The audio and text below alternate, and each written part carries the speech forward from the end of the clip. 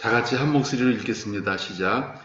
갈릴리 해변에 다니시다가 두 형제 곧 베드로라 하는 시몬과 그의 형제 안드레가 바다에 그물을 던지는 것을 보니 그들은 어부라. 말씀하시되 나를 따라오라. 내가 너를 그들이 곧 그물을 버려두고 예수를 따르니라. 거기서 더 가시다가 다른 두 형제 곧 세베대의 아들 야고보와 그의 형제 요한이 그의 아버지 세베대와 함께 배에서 금을 깁는 것을 보시고 보니 그들이 곧 배와 아버지를 버려두고 예수를 따르니라. 네.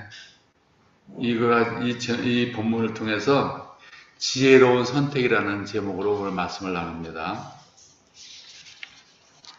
내가 좋아하는 시 중에서 이런 시가 있습니다. 홍관이 시인이 쓴 시인데, 사랑이라는 시를 쓴 시인입니다. 지금은 시인을 안 한 것 같아. 광주에 살고 있는데, 사는 법 2라는 시입니다. 살다가 사는 일이 쉽지 않다는 생각이 들어 길을 멈춰선 채 달리 사는 법이 있을까 하여 다른 길을 위해 마음을 디뎌 보노라면 그 길을 가던 사람들도 더러는 길을 멈춰선 채 주름 깊은 세월을 어루만지며 내가 지나온 길 위에 마음을 디뎌 보기도 하더라. 마음은 그리하더라. 그러니까 내가 일이라는 길과 일하는 길이 있는데 이런 길을 잘 찾아왔어. 근데 이 길이 너무 지루하다 해서 뒤돌아서 일하는 길을 갔는데 일하는 길에서도 가볼까 했는데 그 길에서도 또 이쪽 길을 바라보고 있는 사람이 있더라는 얘기입니다. 그러니까 그만큼 사는 것이 힘들다 하는 것을 말해주는 겁니다. 사람이 살아가는 인생의 여정의 갈림길에서 어느 길을 가야 할지 선택해야 할 때가 있습니다. 우리가 살아오면서 수없이 많은 것이 선택이에요, 선택. 대학만 해도 그렇죠. 학교 갈 때도 이 학교 갈까 저 학교 갈까. 선택의 연속이다. 결혼할 때 선택 안 하셨어요? 모든 것이 인생이 살아가다 보면 선택의 과정이다. 선택이라는 것은 앞으로 어떻게 살아가야 할 것인가 하는 것에 대해서 고민을 하는 겁니다. 고민. 어떻게 하면 잘 살 수 있을까? 그거 고민하는 것이 선택이잖아요. 사람들이 고민하는 이유가 무엇입니까? 그거는 그 고민을 통해서 얻어지는 바로 행복이야. 행복 때문에 사람이 고민을 하는 겁니다. 선택을 하고. 선택은 그냥 하는 게 아니라 갈등을 합니다. 갈등. 행복을 얻는데 무엇이 나에게 더 유익한지 항상 저울질하는 겁니다. 저울질. 갈등은 어떻게 해서 갈등이 한자 수국어로 갈등이 어떻게 나왔냐면은 칡나무 칡덩굴과 등나무 덩굴 그게 서로 엉켜서 올라가는 형상이 갈등이에요. 단어 뜻이. 그러니까 서로 뒤엉긴 상태에서 자신을 드러내려고 솟아오르는 현상이 갈등인데 정신과적으로는 두 가지 이상의 다른 욕구가 나의 내면 속에서 싸우면서 어느 하나의 선택을 하려고 튀어 올라오는 걸 말하는 겁니다. 사람이 제일 행복할 때가 갈등이 없을 때 마음속에서 선택할 여지가 없으니까. 복음을 받은 사람이 아무리 힘들어도 복음을 전파하려고 하는 이유가 뭔지 아세요? 복음 받기까지가 힘들었어. 근데 그 복음을 받아서 다시 전파하려고 그렇게 애를 씁니다. 그 이유는 복음이 너무 좋아서 이 전하지 않으면 안 되겠다 하면서 이 좋은 복음이 다른 사람에게도 전달됐으면 좋겠다 하는 생각 때문에 힘들어도 하는 거고 힘들기 때문에 선교사로 나가기도 하는 겁니다. 삶이 고통스러울수록 선택하는 폭이 넓어지는 겁니다. 그래서 일부러 고통을 많이 받으라는 얘기는 아니고 고통을 받다 보면 그만큼 선택할 일이 많지 않겠느냐 하는 거죠. 선택이란 결과에서 보면 나쁜 선택이었는지 혹은 좋은 선택이었는지 이렇게 구분이 됩니다. 결과에서 놓고 보면 처음엔 잘 몰랐는데 나중에 보니까 내가 잘 선택했는지 잘못 선택했는지 구별된다는 겁니다. 성경에서도 보면 좋은 선택과 나쁜 선택의 예가 있었는데 예수님께서도 십자가의 죽음을 앞두고 심히 고민을 하면서 내가 죽게 되었노라고 고민을 했습니다. 그래서 그리 고민을 하였지만은 결국은 하느님 아버지의 원대로 하옵소서 하면서 따라갑니다. 그 선택이 잘못된 걸까요? 죽음으로 가는 선택이었는데. 그런 반면에 아담은 하나님께서 금하신 실과나무를 먹지 마라. 그렇게 명령을 받았습니다.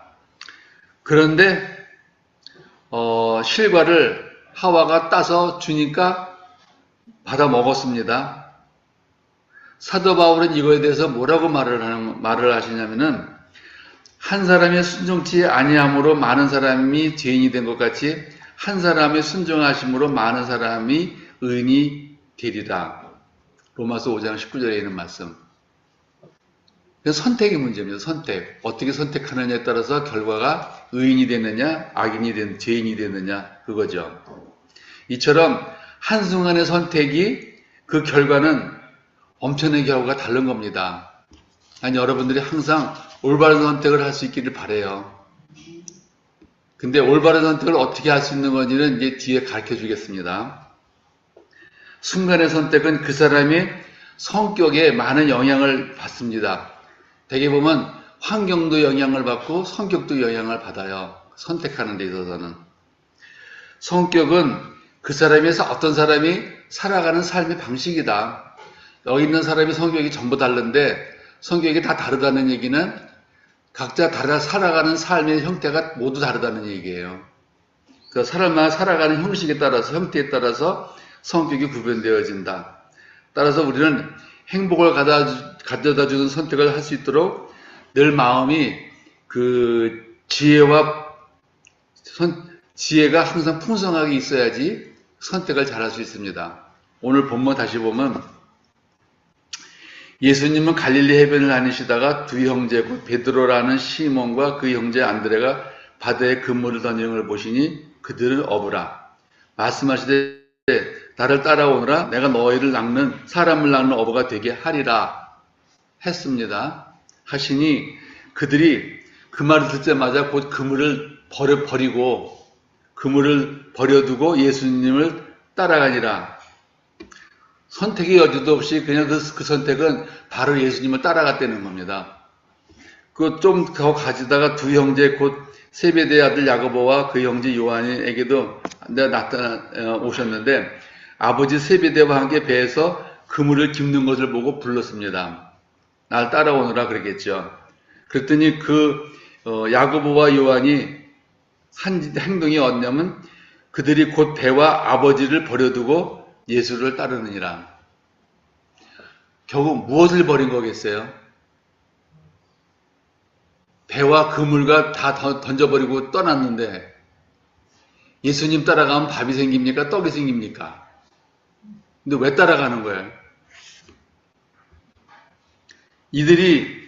예수님은 이들을 불렀습니다. 그래서 그들은 선택을 했어. 선택했다는 것은 그들이 생업을 포기하는 거예요. 어부가 바다에서 고기 잡는 게 본업인데 그거를 배와 그물을 던져뒀다는 것은 그들이 생업을 포기하는 거죠. 우리도 우리의 생업을 포기하고 예수님을 따라갈 수 있습니까?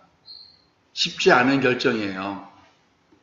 근데 예수님을 따라갔는데 그 여정이 고통이 있었지만은 예수님 따라다니면서 참 고통스러웠죠. 고통스러웠지만 그 마지막에 그들은 어디에 갔을까요? 마지막에 어디에 갔을까요? 그 예수님의 제자들은. 그러니까 그들은 참 지혜로운 선택을 한 겁니다. 고기를 낚다가 평생 거기서 살다가 죽을 것이냐, 예수님 따라가다가 천국 갈 것이냐는 건 그들의 선택 문제죠.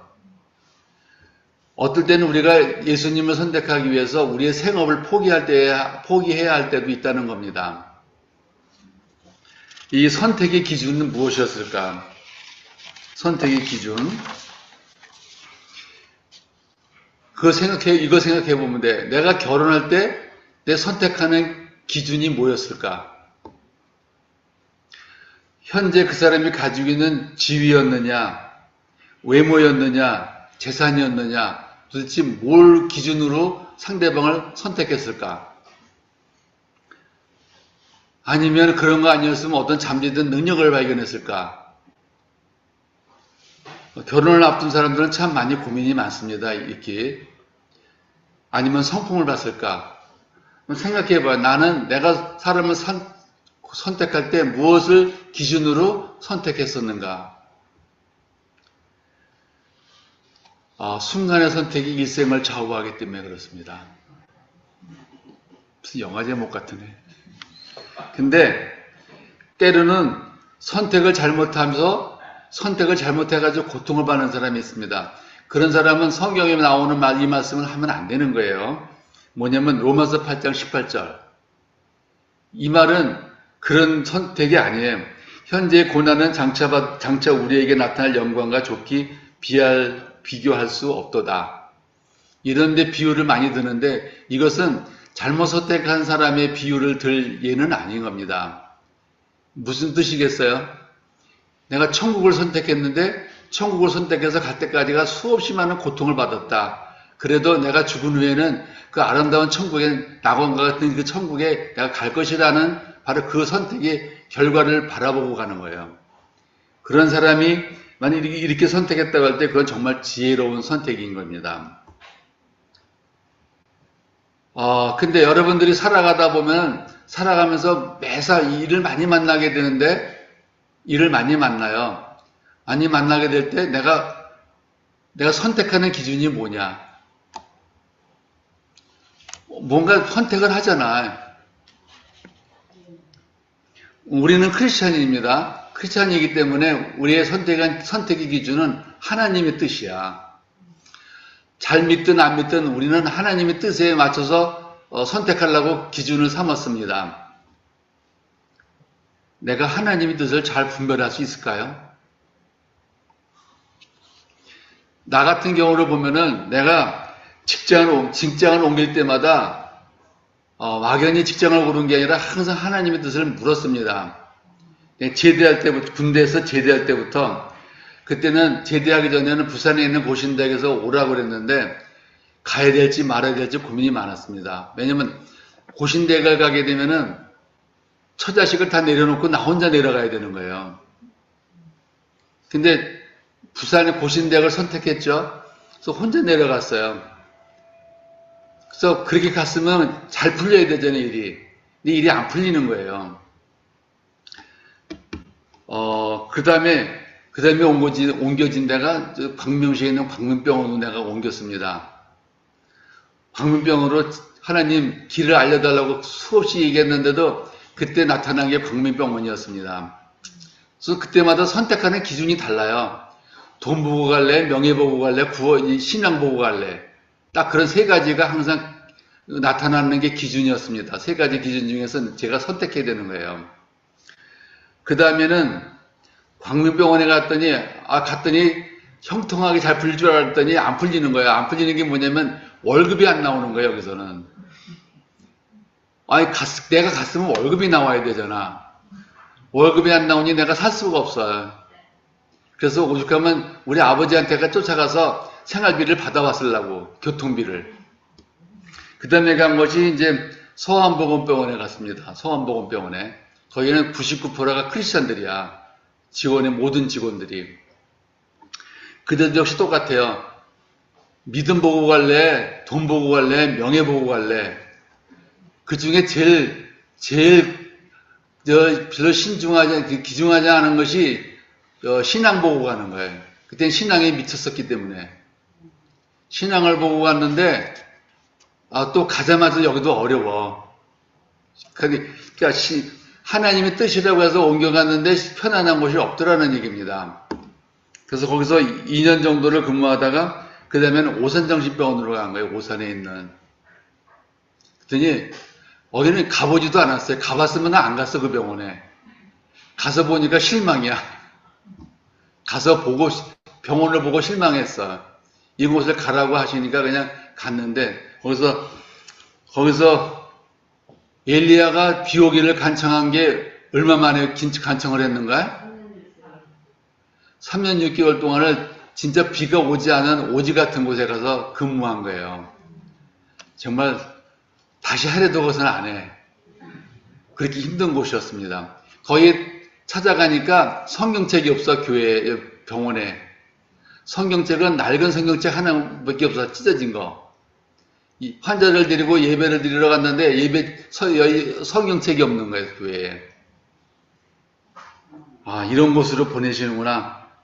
하나님이 뜻대로 옮겨갔지만은 모든 것이 순탄한 것이 아니었다는 겁니다. 그 길에는 때로는 아프고 때로는 눈물이 있었고 어려움이 있었어요. 거기서 근무하면서 경찰까지 다 갔으니까 내가 그만큼 어려웠다는 얘기예요. 근무하는 게. 나중에 보니까 그 길은 꼭 가야 하는 길이래. 가야 하는 길이니까 어려워도 가야 되는데. 그래서 그 길을 갔더니 그 길이 오늘날 제가 된 겁니다. 그 길을 만약에 편안한 길을 갔었으면은 오늘의 제가 없었을 거예요. 제가 신대원 신학대학 다니는 졸업하고 다는 걸 그렇게 선택할 리도 없는 거죠. 그러니까 그 고통과 역경을 겪으면서 깨달은 건 뭐냐면은 인내는 연단은 소망을 이룰 줄을 알기 때문입니다. 결국 어려웠지만 힘들었지만은 그 힘들 때마다 우리 부리에 사는 김종숙 권사님이 다 기도해 줄 때 맨날 괜찮대. 난 힘들어 죽겠는데. 맨날 괜찮대. 참으래. 근데 그 당시는 참는 게 일이었어요. 아침에 눈 떠서 출근하는 게 그러기도 싫었었어. 그래서 참고 또 참고 참고 또 참고 참고 또 참고. 그게 우리 10년이 지나니까 하는 말이 이제 복역의 때가 끝났다.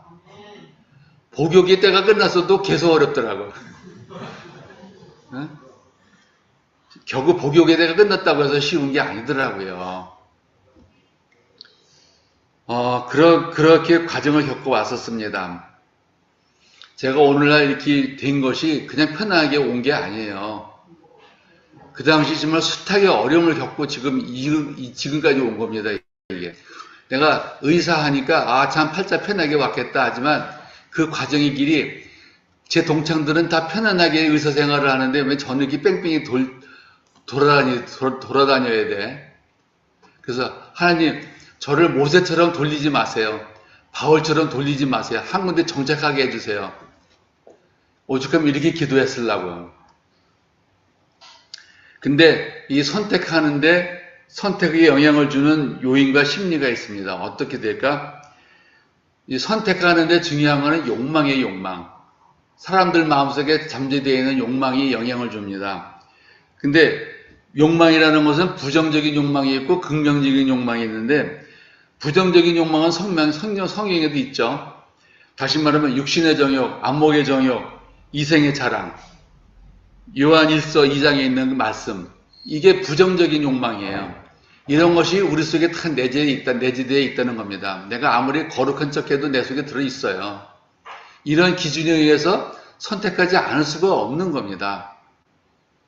근데 스스로는 알아. 나는 거룩한 척 선택을 해도 내 속에서 내가 이런 욕망에 의해서 좌우된다는 건 너무 잘하는 거예요. 이거를 가능하면 영향을 안 받으려고 애를 쓰는 것 뿐이지 그런 거 비해서 긍정적인 욕망도 내 속에 들어있거든요. 긍정적인 욕망은 뭐냐면 헌신하는 거, 순교하는 거, 사랑의 실천하는 거. 어떨 때 보면 사랑의 실천이라는 게 사랑의 실천을 하는 척하는 것 같아. 그쵸? 진짜 사랑하는 게 아니라 사랑하는 척하는 것 같은 그런 위선감을 느낄 때가 있습니다. 근데 그런 거에 의해서 사람이 선택하게 되어지는 거다. 사람이. 그래서 때로는 내 안에 욕망이 있는데 이거를 감추기 위해서 잘 포장을 해요. 사람이. 정신과 의사는 그 포장하는 걸 찾아내는 사람이 정신과 의사야. 네가 포장을 했어? 그럼 나는 찾아내야 돼. 포장한 거를. 근데 포장하지 않은 사람이 없는 거예요. 누구다 다 포장을 해. 그 내면 속에서 올라오는 욕망을. 정말 잘 감추는 사람도 있고 아주 감추는 게 서투른 사람도 있고 그래. 근데 무의식적인 동기는 뭐가 있냐면 합리화라는 거 있어요. 합리화. 그 친구하고 직장에서 경쟁적인 친구가 있는데 그 친구가 동기동창인데 그 사람을 승진하는 것이 너무 싫습니다. 친구가 승진하는 게 좋아요? 근데 내 속에서는 싫어 죽겠는데 겉으로다가 싫다고 말할 수가 없어. 어떻게든 저놈을 헐뜯어야 돼. 그래야 헐뜯어야지 내가 올라갈 수가 있을 것 같으니까. 그때 어떻게 합리화를 시키냐면 무사람한테 찾아가서 회사를 무척 사랑하는 척하면서 그 사람이 잘못된 것을 들춰내가지고 고자질해버려. 그거 합리화하는 거예요. 합리화. 그렇지만 그 내면 속에는 너를 짓밟고 올라가야겠다는 그 욕망이 들어있는 거예요. 그러니까 사람들마다 만나서 면담하다 보면 그런 것이 보일 때 그 속에 들어있는 겉에 드러나는 모습은 이렇지만 그 속에는 어떤 마음일까를 찾아내는 게 정신과 의사가 하는 일이에요.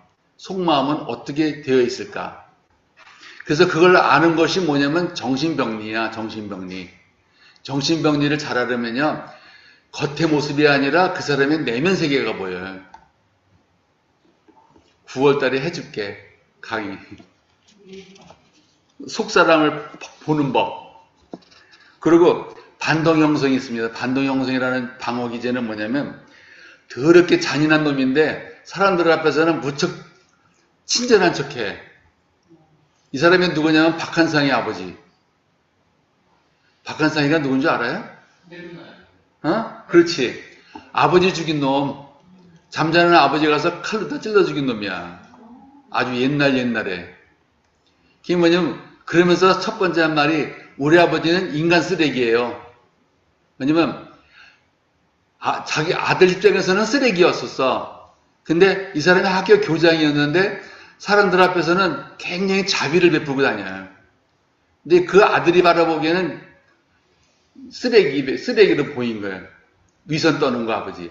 그러니까 집안에 있는 가족들은 그 사람의 진심을 다 보잖아요. 그러니까 자기 가족한테 정직하게 보이는 사람이 진짜 정직한 사람이야. 그렇게 위장을 하는 것이 반동형성이라고 그러는 겁니다. 그런 방어기제도 찾아내야 돼요, 우리는. 겉으로는 굉장히 자선사업을 많이 하는 것 같은데 뒤에서는 굉장히 그렇게 해서 사람이 보이는 거예요. 그런 것을 많이 사용하는 사람이 있고 적게 사용하는 사람이 있다. 그래서 그에 의해서 정신적으로 많이 황폐해졌느냐, 정신적으로 좀 건강한 상태가 있느냐, 감별하는 것뿐이에요. 탁월한 선택하는 비결에 대해서 이제 얘기를 합니다. 선택의 비결. 첫째는 더 좋은 선택을 하기 위해서는 덜 좋은 것을 포기해야 하는 겁니다.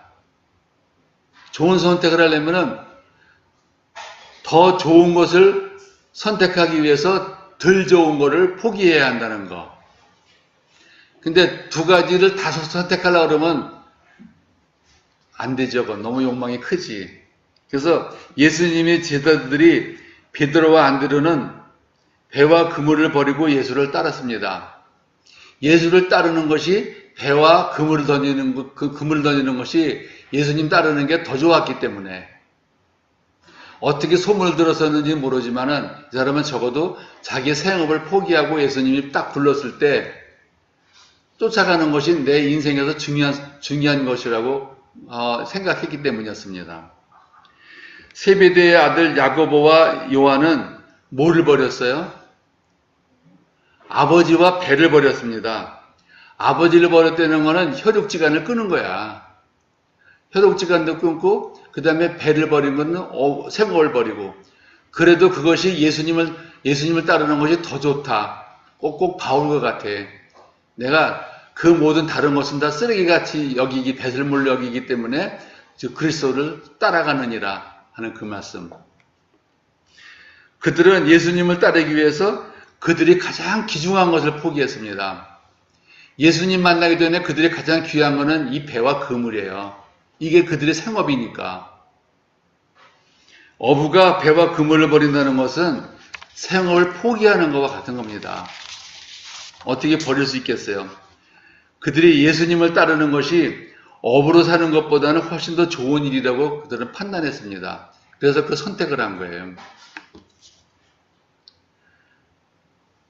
우리 아침마다 큐티 잘 되시나요? 예? 큐티 잘 돼? 큐티 할 때 보면 제일 중요한 것이 내면 속에 있는 욕망을 포기하는 거예요. 어떤 본문이 나오든 간에 요즘 그 다니엘서가 쉽지 않은 본문인데 다니엘은 나이 90세에 넘어서 문을 열어놓고 기도했는데 그 기도는 조국의 해방을 위해서 그가 에레미야 두루마리를 봤어요. 그랬더니 70년 후에는 이스라엘이 해방될 거라는 걸 예레미야 두루마리에서 봤어요. 그래서 70년이 다 됐구나 하면서 이제 목숨을 걸고 창문을 열고 기도를 한 거예요, 그게.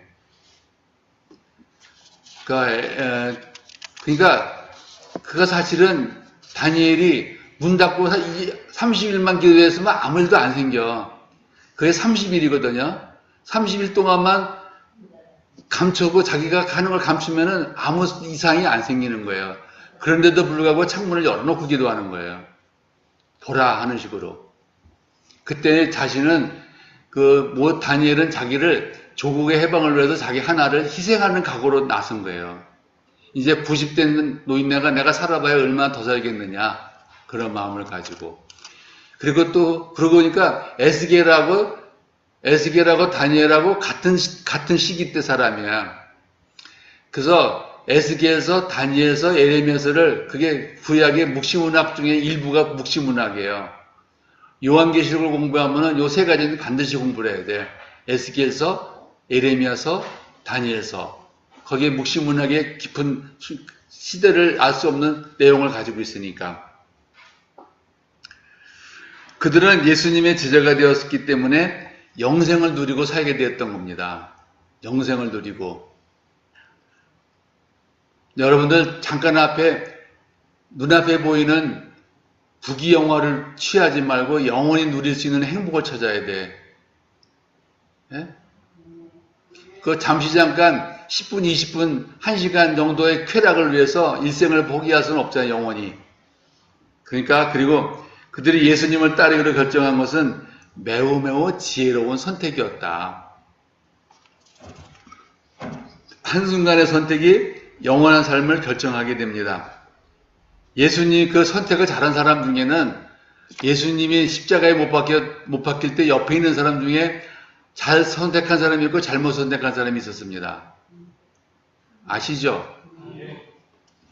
그 누가복음 23장에 나오는 건데 한강도는 그 나쁜 놈의 거지.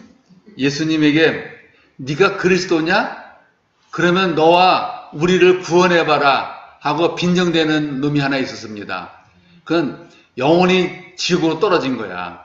근데 그 옆에 있는 한 사람은 뭐라 하냐면 오히려 예수님을 비방하는 강도를 막 꾸짖으면서 하는 말이 내가 동일한 정죄를 받고서도 하나님을 두려워하지 아니하느냐? 네가 죄를 져서 거기에 맞는 벌을 받는데 너는 왜 불평하느냐? 그 말입니다. 우리는 우리가 행한 일에 상당한 보응을 받는 것이니 이에 당연히 가거니와 이 옆에 계신 이분은 자기 행한 것이 옳지 않은 것이 없었느니라. 옳은 일만 하다가 이 사람 죽었다는 거예요, 예수님은. 그러면서 그렇게 변론을 해주는데, 그러고 하는 말이, 예수여, 당신의 나라에 임하실 때 나를 기억해 주시옵소서. 그 말을 합니다. 그 선택의 결과는 어떻게 됐어요? 선택의 결과. 예수님은 뭐라고 말하냐면, 내가 진실로 너에게 이르노니 오늘 네가 나와 함께 낙원에 있으리라. 한순간에 말 잘해가지고 복 받은 거냐, 이거. 정말 짧은 순간에. 그 말 한마디에 그 강도는 큰 축복을 받은 겁니다. 근데 그 한마디 말이 그 강도의 진실한 마음이야.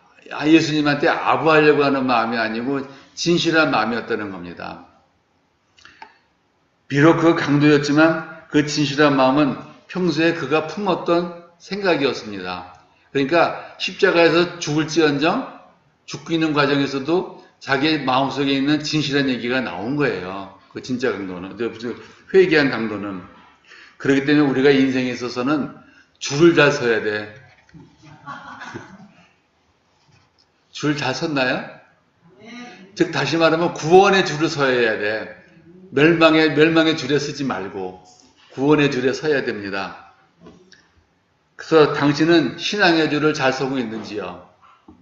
이 얘기는 순교자 기념관에 가서 보면 수없이 많이 순교했던 사람들은 그 사람은 그렇게 순교할 수밖에 없는 선택의 여지가 없는 데서 삶을 사는 사람들이야. 많은 사람은 스스로도 죽었지만은 또 일부는 선택의 여지 할 것도 없이 그냥 끌려가서 죽은 사람도 꽤 있을 거랍니다. 그게 왜냐면 전라도 어디 신안 앞바다에 돌덩어리 입고서 물속으로 던져버려서 죽은 사람들은 그 사람들은 선택의 여지가 없는 거예요. 일본군이 다 그렇게 해서 죽였으니까. 그리고 어디야 제암리교회에 교회 안에서 예배 드리고 있는데 일본 놈들이 문 잠가버리고 그 안에가 총질해놓고 불 질러버린 거. 선택의 여지가 없어요. 거기서 죽어버린 사람들.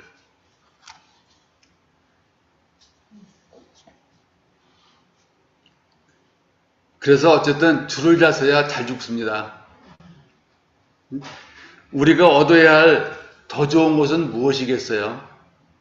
더 좋은 것을 얻기 위해서 지금 내가 버려야 할 것이 뭐가 있느냐? 아침에 전 눈 뜨면 운동하러 가야 되는데 정말 하러 가기 싫어해. 걷는 것이 내가 불편하니까 걸으러 나가다 보면 이 걸음걸이가 똑바로 걷지를 못하겠는 거예요. 그럴 때 내가 비틀거리거든, 운동 걷는 게. 그래도 내가 살아야 한다는 생각 하나만 가지고 걸으러 나가는 거야, 바깥에. 그 사람은 헬스장에 가든지 근력 운동하려고. 근데 걸을 때가 제일 힘들어. 자꾸 몸이 쏠리니까. 그래서 그때 게을름을 버리자. 근데 게을름을 버려야 내가 산다. 내가 살아야 신 목사님도 산다. 저희도 삽니다. 그래서 최선의 것과 차선의 것을 잘못하면 다 움켜잡고 있으다 보면 두 개 최선과 차선을 다 잃어버릴 수 있다는 거예요. 현재의 고난은 장차 우리에게 나타날 영광과 좋게 비교할 수가 없느니라. 천국을 위해서라면은, 천국에 가기 위해서라면 내가 현재 아무리 힘들고 어려워도 그 고난을 내가 받을 수밖에 없지 않겠느냐는 거죠. 이거는 초대교회 때 예수 믿으면 막 고난을 받는데 그 얘기예요. 예수 믿는 때 고난을 받아도 내가 배반하지 않겠다고 하는 것은 그래서 죽다 보면 내가 천국에 올라가기 때문에. 요한계시록 나오는 요지가 그거예요. 반모섬에서 사도 요한이 그 일곱 개 교회인데, 일곱 개 교회는 절대적인 숫자 7인데, 그 교회에 보내는 편지는 뭐냐면, 그때, 로마 황제가 도미니아누스 황제가 있었는데, 그가 네로 다음으로 포각한 황제였습니다. 예수 믿는 사람을 처참하게 죽이는데, 그 어려울 때 요한에게 나타나서 묵시하게 적은 거야. 근데 그 글을 읽는 사람들은 다 무슨 말인지 알아요. 요지는 뭐냐면 교회는 어떤 곳인지, 예수님은 어떤 곳인지 그거 알려주려고 하는 거예요. 그래서 끝까지 버리지 않고 예수님을 믿은 사람은 천국에 간다. 21장하고 22장이 천국에 들어가는 장면인데 그런 사람이 천국에 들어간다는 거예요. 아니, 여러분들이 요한계시록 보시면서 21장과 22장을 경험하기 바랍니다. 다시 말하면 천국 들어가길 바란다는 거예요. 거기 가면은 예수님이 계실 때는 아주 우렁찬 사자처럼 나타나는데 거기 가면 죽음을 당한 어린 양으로 나타나. 어린 양으로. 굉장히 그러면서 또 어린 양 앞에서 다 무릎 꿇은 24장로 얘기가 나와요. 꼭 읽어보세요. 어려운 책이 아니야.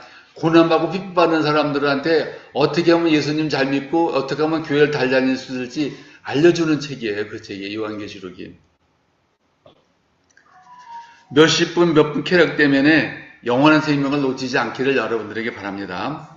그 두 번째는 더 좋은 것을 선택하기 위해서는 분별력이 있어야 합니다. 분별력. 더 좋은 것을 선택하고 덜 좋은 것을 포기하려면은 필요한 것은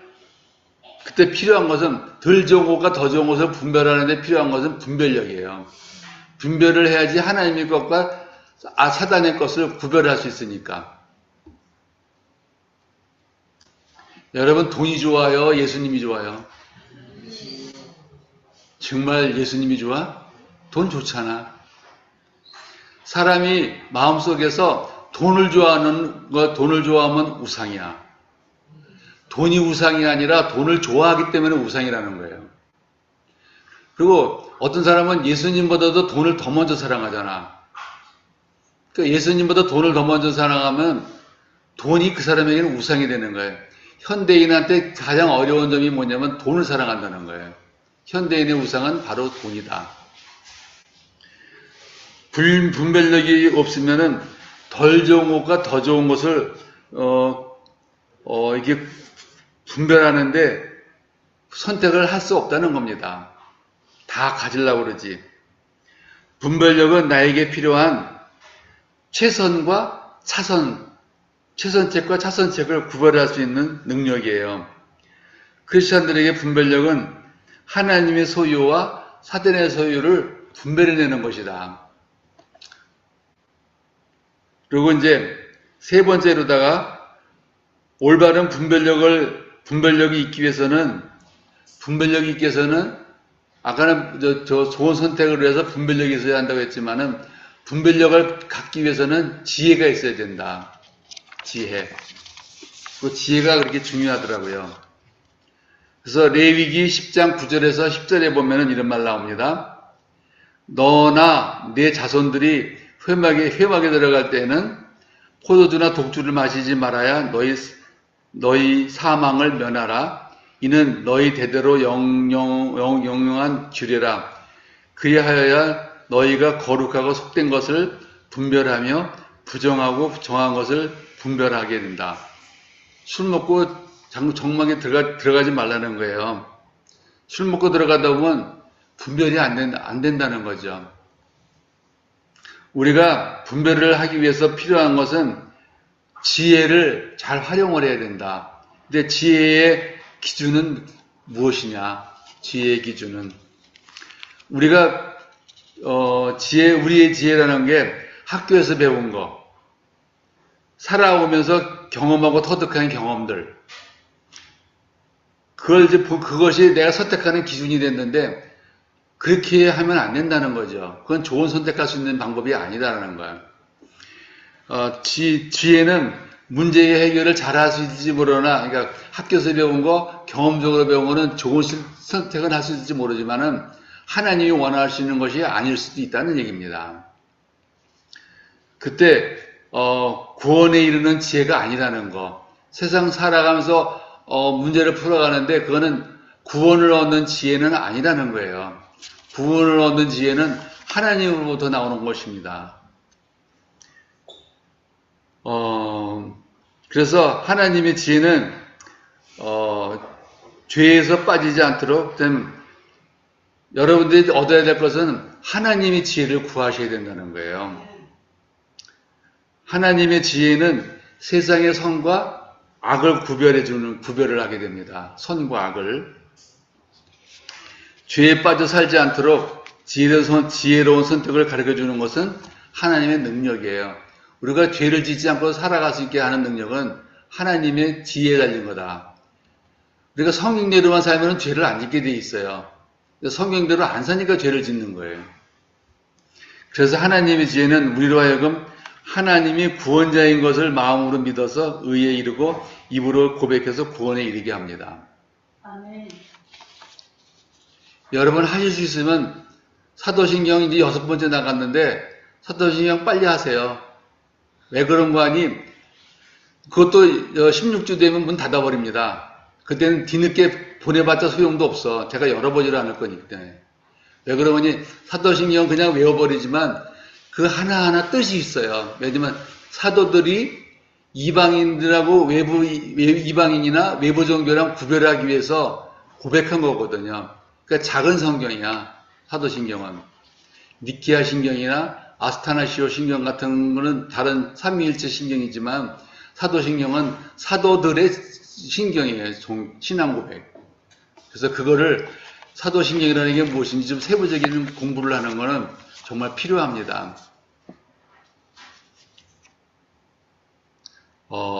그리고 하나님의 지혜는 우리로 하여금 예수님이 구원자라는 것을 마음으로 믿어서 의에 이르고 입으로 고백해서 구원을 얻게 이르게 하는데 지혜로운 것이다.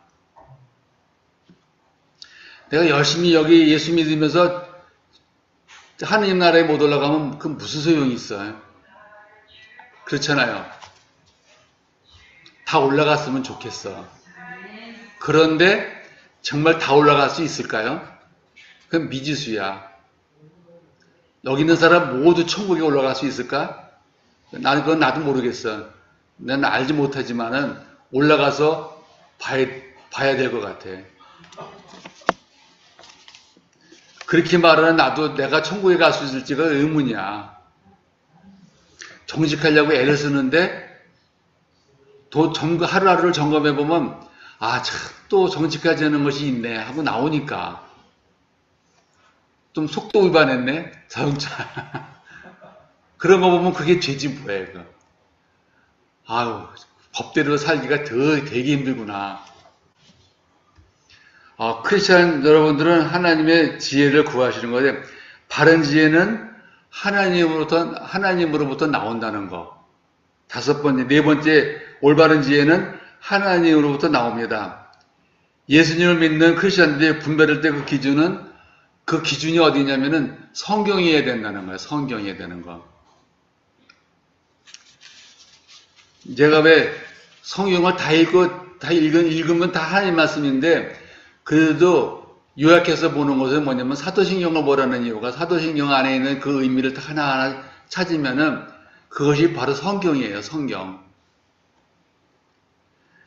성경에서 말하는 지혜로운 사람은 하나님의 말씀을 따르는 사람이다.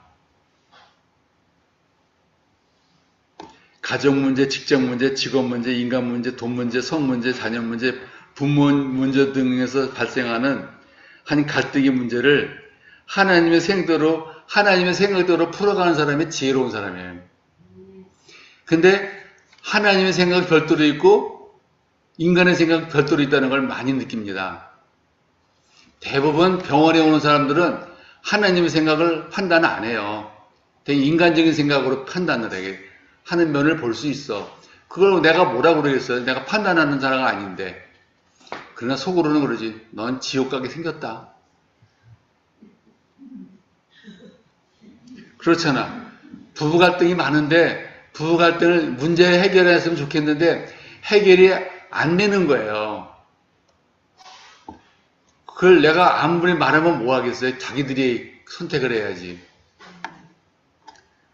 그래서 그 모든 갈등의 문제가 생기면은 그 문제들을 하나님이라면 어떻게 풀으셨을까 하고 푸는 사람이 지혜로운 사람이 되는 거. 예를 들어서 또 이런 것도 있어요. 술 취하지 말라. 이는 방탕한 것이니 오직 성령의 충만함을 받으라. 했으면 술 취하는 거는 미련한 거야. 예수 믿으면서 왜 술에 취해요? 술 취하지 말라고 분명히 말했는데 성령의 충만하게 받으라고 했는데 왜냐면 여기에서 모든 게 다 나오는 거예요. 술 취하니까 분별력 없어지지, 지혜로우지 못하지, 판단 흐려지지 하는 것들 때문에 거기서 어떻게 하나님의 지혜가 나올 수 있겠느냐 하는 거예요. 이제 끝을 냅니다. 지혜는 가을에 단풍 든 잎새 같아. 무슨 뜻인 줄 알아요? 단풍은 잎새에 색깔이 있잖아. 가을 단풍들은 잎새에 색깔이 있어요. 다시 말하면 사람들도 때가 되면 제 색깔을 낼 수 있어야 되는 겁니다. 나이 60, 70 돼가지고도 아직도 신앙에 색깔이 안 나온다면 곤란하잖아요. 젊었을 때는 청춘이니까 뭐 방황한다고 치지만 세월이 지나고 나면 어느 정도 이제 신앙의 색깔이 나와야 되잖아요. 그래서 제 색깔을 내는 사람이 정말 지혜로운 사람이다. 결론. 크리스찬이 선택하는 기준은 하나님의 말씀이어야 된다. 크리스찬은 남들이 나를 보고 자신의 인생을 선택할 수 있도록 영향력을 줄 수 있는 사람이 되어야 된다. 나를 보고 내가 예수 믿는 영향력이 있어야 되는 사람이에요. 그러니까 최진숙이 예수님 잘 믿어. 그러니까 저 사람만 따라가면 뭐든 잘 될 수 있어. 뭐 이런 소리는 들어야 되잖아. 이런 소리 들으세요? 그러니까 연륜이 이제 그런 거 들을 나이야. 우리 이본재 권사님 들으실 거야 아마. 그러니까 교회 가면은 권사급 정도 올라갔을 때는 연륜이 있으니까 권사가 되는 거 아니에요. 그러니까 권사는 타인에게 믿음의 본이 되어야 된다. 그게 권사의 큰 직분이에요. 본이 되어야 된다는 거. 그래서 여러분들이 사실 때